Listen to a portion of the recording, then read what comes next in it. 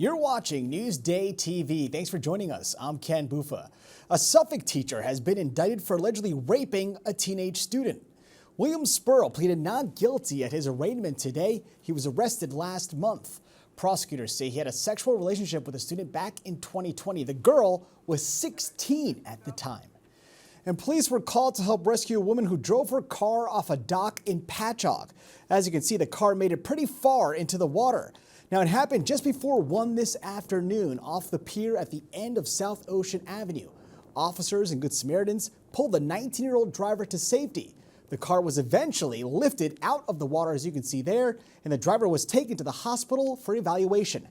And believe it or not, Suffolk cops were involved in another water rescue. This one happened this afternoon in Mastic. A woman drove her BMW through the guardrail and landed in Forge River. 4 officers went into the water and pulled the driver out. She had minor injuries. And a teenager struck by a police cruiser over the weekend is being taken off life support. The family of 13-year-old Anthony Stenson tells Newsday his organs will be donated. The teen was struck while riding his bike Saturday night in Shirley. Police are investigating how fast the police cruiser was going at the time of the accident, but say the officer who was driving is still on active duty. And there were no fire alarms or sprinklers in a Floral Park building that went up in flames. That's the findings of the Nassau Fire Marshal's office. Back in April, the flames tore through the building on Jericho Turnpike. It destroyed several businesses too.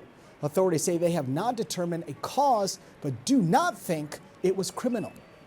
And new public hearings in Suffolk today focused on the future of LIPA. The big question is, should the utility company become fully public? And how will that help customers? Newsday TV's Sherry Einhorn takes a look. LIPA owns the electric system here on Long Island, but pays PSEG Long Island millions to run the day-to-day operations. That could eventually change. The contract between the two expires in 2025. This state commission is now holding public hearings to decide whether to continue that public-private partnership or to switch to a fully public LIPA.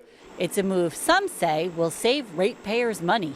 Anything that can help reduce the rates in the long term is okay by me. Others say it's about more than just money, it's about accountability. Oh, hey, hey, ho, ho, PCG has got to go. Dozens of groups signed a letter to the governor urging her to support the move to public power. We need local control. We need to know in storms we're protected. We need to have our own control of our own energy system, and we have to say goodbye to PSEG. According to PSEG Long Island, the contract with LIPA is working, so why change it? PSEG Long Island is the #1 overhead utility in the state of New York and in the top 10% reliability in the nation.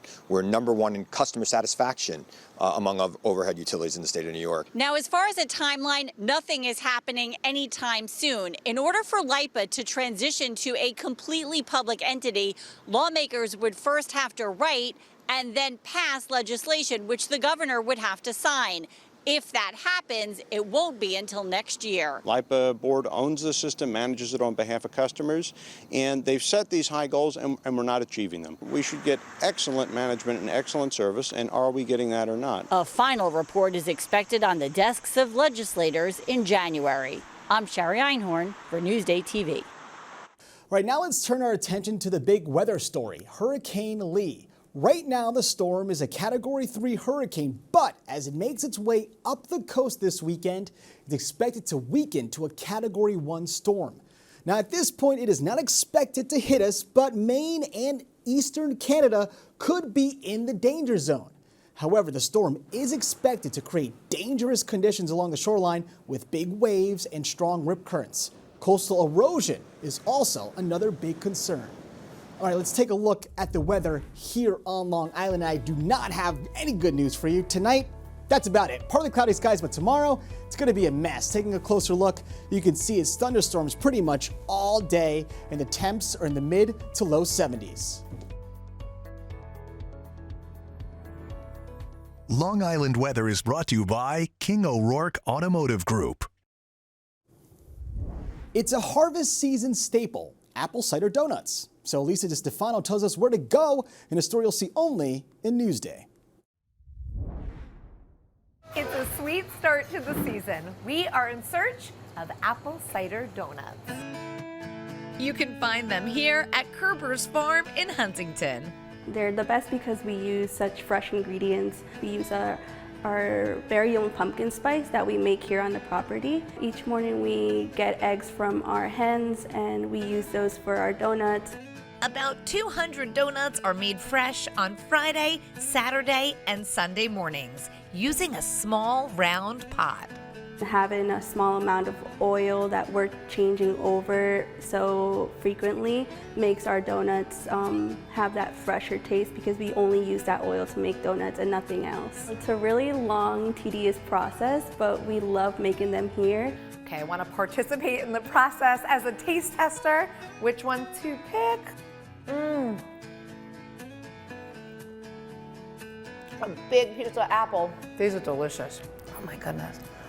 Here's an insider tip. They only make one batch a day, so if you want an apple cider donut, be sure, thank you, to come early. They open at 7 a.m.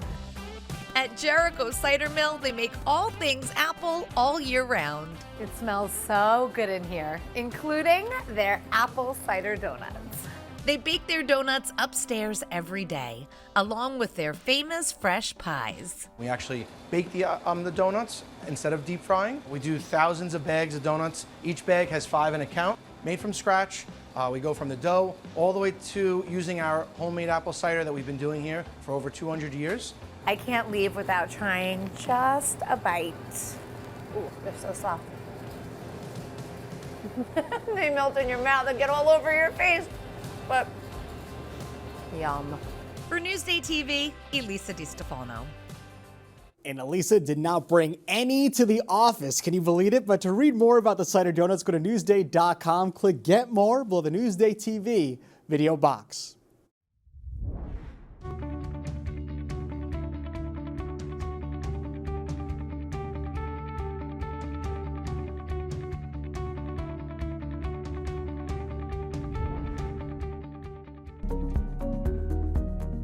There's nothing like when you finish a story, you have this product that goes out to the world and hopefully brings some truth to, society. Newsday, covering Long Island like no one else can.